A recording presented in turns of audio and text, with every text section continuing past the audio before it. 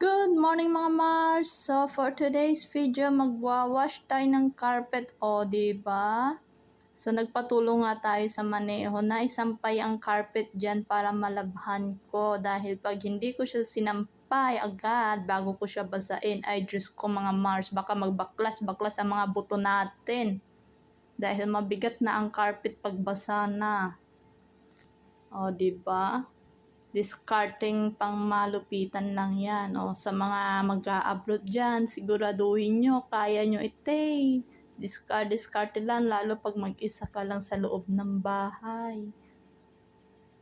O, umagang-umaga, talagang napasabak kagad tayo sa pagkukuskus. So, ito pa guys, pa-discarding pang malupitan. So, i-brush nyo lang kung saan yung may maduming part. O, diba? Para hindi ka masyado mapagod. O, mga technique ni Jory.